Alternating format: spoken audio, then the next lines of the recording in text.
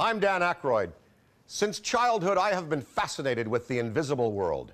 A world which can help us get through life if we know how to draw upon its power.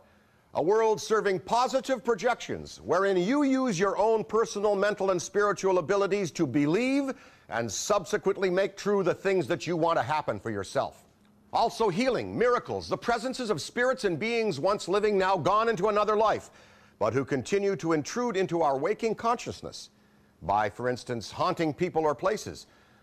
The implicit potential indestructibility of the soul must concern us. All of the foregoing are actual elements in our existence. Over half of the world believes in such phenomena. There are plenty of photographic and audio materials, both conventional and digital, and also some trace physical evidence which support the premise that ghosts, UFOs and their occupants, plus other non-worldly presences exist. They indicate a supra form of reality as valid as our normal reality. But there is no jar of ectoplasm, and no one will show us the bodies from Roswell.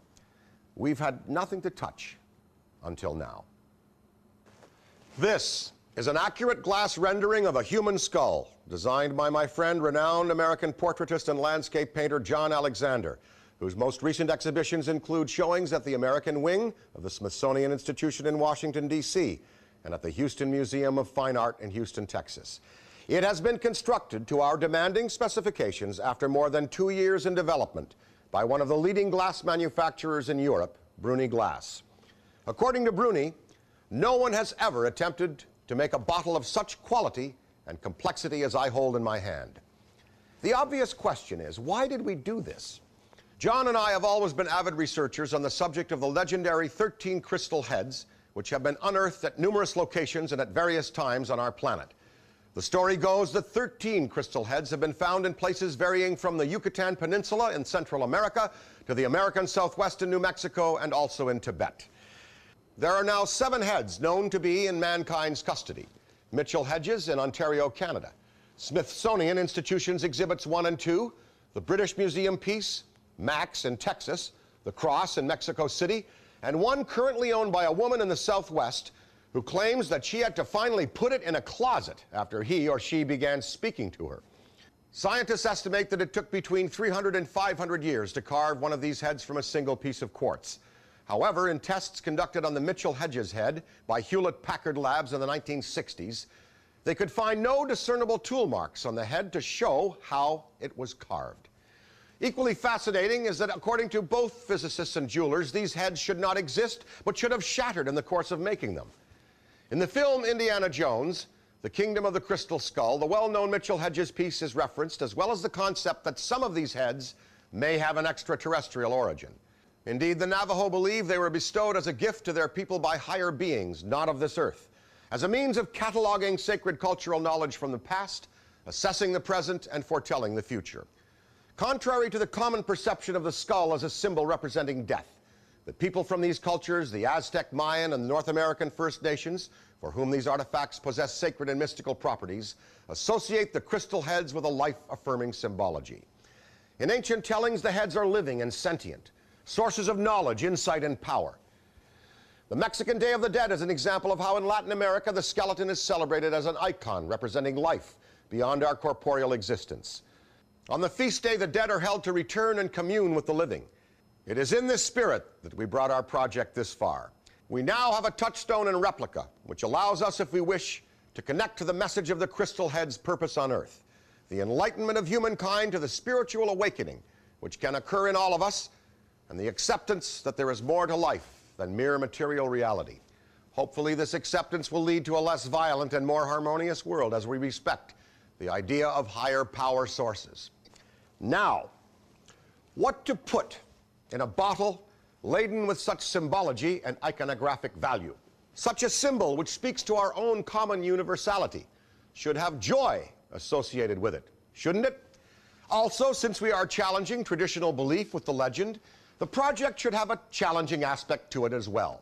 We have this mystic symbol in which we have chosen to enclose joy in the form of a very pure alcoholic beverage. Which beverage, however? Only the most challenging arena in the legal recreational consumables industry: vodka. Why another vodka? because we have an opportunity to do something different and indeed enlightened in this category. Since we are encouraging discussion on matters of spirit, we must do so in an earnest, heartfelt, and credible manner. The liquid in these bottles must be the purest as is achievable. To tell you how we did achieve this, I'm going to turn you over now to my friend Phil Power of the Newfoundland Liquor Corporation, where we are manufacturing Crystal Head Vodka. We chose Newfoundland because of the purity of their land and their water. Newfoundland is known in Canada as the Rock, and for good reason. It's located off the coast of Canada, about 1,000 miles east of New York. It's so far east, it's in its own time zone, and it is in the easternmost part of North America. Therefore, it is far away from most forms of pollution and enables us to use some of the purest ingredients possible. Here's Phil to tell you more. Thanks, Dan. We were very excited when you brought this project to us. In order to make Crystal Head Vodka, we use the purest alcohol available. It's not double distilled, it's not triple distilled, it's quadruple distilled. This alcohol contains no fusel oils. These are compounds or impurities that are found in whiskeys, brandies, and rums, and we certainly do not want to have these in Crystal Head Vodka. The next step in making Crystal Head Vodka is to use pure Newfoundland water. We take this water and blend it with our alcohol, and then we triple filter it through carbon to ensure its complete neutrality.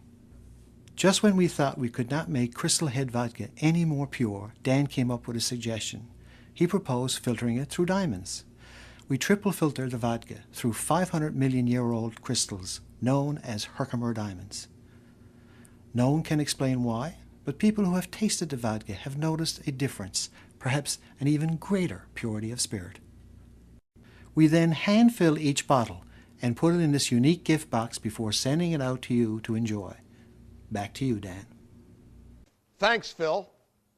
Now, today, although the majority of vodka drinkers prefer absolutely no taste whatsoever in their beverage, we are confident that people will enjoy the very slight, creamy sweetness given to the tongue and palate from a serving of Crystal Head, triple Herkimer diamond filtered Newfoundland Deep Aquifer Pure Spirit Vodka.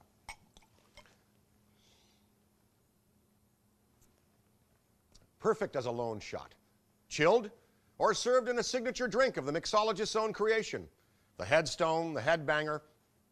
Whether you wish to explore and discuss the mystical implications of your life on this amazing plane of existence or not, as you enjoy a fine premium beverage, the truth is that this is a luxury vodka in a cool bottle, and at my personal request, manufactured to bring you a truly non-enhanced, pure spirit.